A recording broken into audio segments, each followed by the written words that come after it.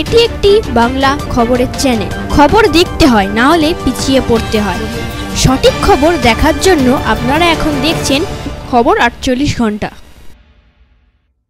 বিভিন্ন দাবিতে সোনারপুরে একটি বেসরকারি কলেজের স্টুডেন্টরা বিক্ষোভ দেখালেন বুধবার দুপুরে। সোনারপুর থানার অন্তর্গত future institute of engineering and management কলেজের ছাত্রছাত্রীরা কলেজের পাখা সাফিসিয়েন্ট নেই, লিফট ঠিকমতো চলে না, বাথরুমের অবস্থা খারাপ সহ বিভিন্ন দাবিতে অবস্থান বিক্ষোভ করে। এই সম্বন্ধে কলেজের স্টুডেন্ট ও কলেজ কর্তৃপক্ষ কি বলছে তা শুনুন একমাত্র খবর 48 ঘন্টার পর্দায়।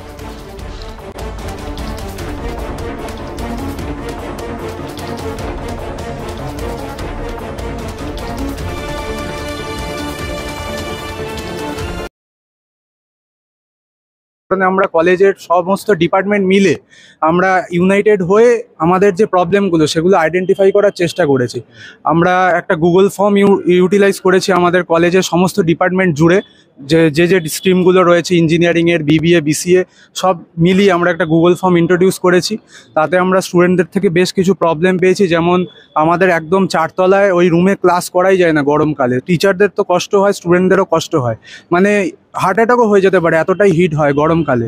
প্লাস আমি নিজে ভুক্তভোগী এবং আমার মতো অনেক স্টুডেন্ট ভুক্তভোগী। আমাদের কলেজের যে ক্যান্টিন, আমার PCA 2 এক্সাম চলছিল, কলেজের ক্যান্টিনে আমি টিফিন টাইমে খাবার খেয়েছি, খেয়ে ল্যাবের এক্সাম দিতে গেছি, আমি বমি করে ফেলেছি, মানে খাবার খেয়ে ফুড পয়জনিং হয়ে গেছে। খাবারটা এতটাই খারাপ হচ্ছে যে বমি হয়ে যাচ্ছে, শরীর খারাপ হয়ে যাচ্ছে। আমাদের টয়লেট, ওয়াশরুমে প্রপার হাইজিন মেনটেন করা হয় না, মানে হ্যান্ড ওয়াশ নেই। তারপর কিছু কিছু ছেলেদের মানে মেলদের টয়লেটেও কিছু কিছু জায়গায় ভেঙে পড়ে আছে, কিছু ডেভেলপ হচ্ছে না। তারপর আমরা গুগল ফর্মের মাধ্যমে জানতে পেরেছি বেশ কিছু ফিমেল স্টুডেন্টরা বলছে তাদের টয়লেটে ছিটকিনি নেই, যে কেউ যখন তখন ঢুকে পড়তে পারে, তারা সেটা সেফ ফিল করছে না। প্লাস এটা আমাদের সিএ ডিপার্টমেন্ট, মানে BCMC এর স্টুডেন্টরা পড়ে, সেই ডিপার্টমেন্টের ছাদে নাকি ফুটো, বৃষ্টি হলে জল পড়ে।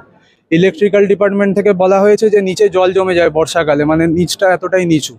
তো এই বিষয়গুলো আমরা ডেভেলপমেন্ট চাই কলেজগতভাবে। আমরা স্টুডেন্টরা সবাই মিলে এটা নিয়ে আমরা একটা পিটিশন প্রিন্সিপালকে দিয়েছি।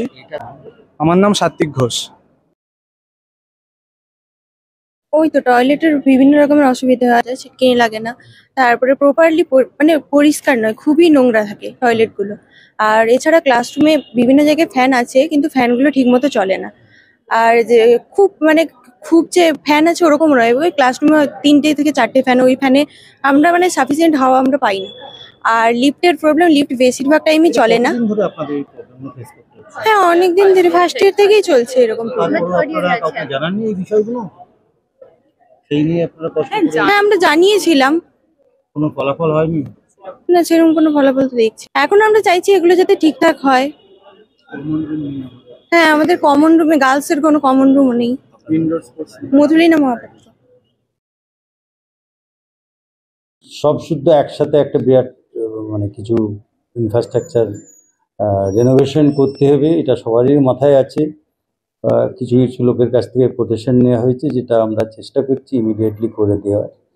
কর্তৃপক্ষকে জানিয়েছি যে এখানে কিছু ইনফ্রাস্ট্রাকচারের ইমিডিয়েট রিপ্লেসমেন্ট দরকার। আজকেও আমাকে স্টুডেন্টরা কিছু বলেছে, অ্যাপ্লিকেশন দিয়েছে তাদের কনসার্ন, আর আমাদের এমপ্লয়িজদের একটা কনসার্ন আছেই। অতএব ওই এমপ্লয়িজ কনসার্ন যেটা, সেটা আমার একার দ্বারা সলভ করা সম্ভব না। তার জন্য আমাদের ট্রাস্টিদের এবং আরও যে বোর্ড মেম্বার আছে সিনিয়র, তাদের ইনভলভমেন্টটা জরুরি। আমি একা এটা সলভ করতে পারবো না। আমি doctor Alok Ghosh, executive director, future group. Regular secular ফাউন্ডেশনের পক্ষ থেকে স্বাস্থ্য সচেতন স্বাস্থ্য শিবির রোজগার যোজনা ক্যাম্প করা হয়েছে। এখানে সপ্তাহে বুধবার ও বৃহস্পতিবার দুস্থ মানুষের বিনামূল্যে চিকিৎসার পরিষেবা দেওয়া হচ্ছে। অন্যান্যদের শর্ত সাপেক্ষে চিকিৎসার পরিষেবা দেওয়া হয়। রেগুলার সেকুলার ফাউন্ডেশনে এখানে নার্সিং প্রশিক্ষণ, প্যারামেডিক্যাল ডিপ্লোমা, ITI ও ডাক্তারি কোর্সে ভর্তির সুব্যবস্থা আছে। তাহলে আর দেরি কেন? রেগুলার সেকুলার ফাউন্ডেশন এখনই চলে আসুন। নার্সিং প্রশিক্ষণ, প্যারামেডিক্যাল ডিপ্লোমা, ITI ও ডাক্তারি কোর্সের ভর্তির জন্য। আমাদের ঠিকানা বারুইপুর, সীতাকুণ্ড, দক্ষিণ 24 পরগনা জেলা। আমাদের ফোন নাম্বার স্ক্রিনে দেওয়া আছে। সততাই আমাদের মূলধন।